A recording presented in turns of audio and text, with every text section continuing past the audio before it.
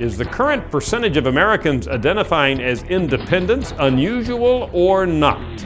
On the CBS program Face the Nation Sunday, the guest, including political consultant Ed Rollins, got to talking about the environment for an independent this year, particularly New York City Mayor Michael Bloomberg. Here's what Ed Rollins had to say. I certainly don't think it's a bad thing to have someone like Mike Bloomberg who can self-fund and basically talk about major issues bothering voters in this country. And more Americans today, and particularly young people, aren't choosing either party. They say they're an independent and they want to stay an independent and they want independent choices.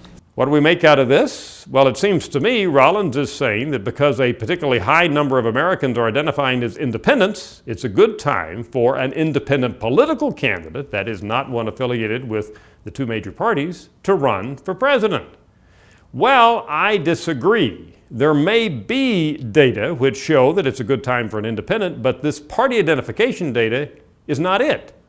Why do I say that? Because it is not uncommon at all that in an off year, which we're in right now, the year before an election, a lot of Americans identify as independents. It's also common that when the election year rolls around, the percent of independents drops right back down again. Let's look at some historic data. Back in 2004, just before the election, what did we have?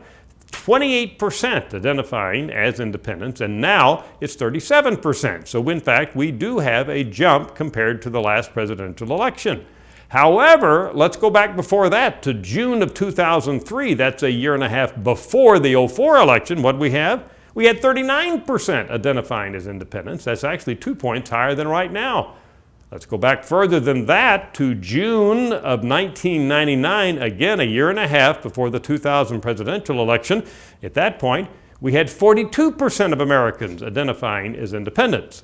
So the percent of Americans identifying as independents right now in June of 2007, in other words, is by no means out of line. It is not unusual, and in and of itself, it does not signify some yearning for an independent candidate like Michael Bloomberg to run for president in 2008.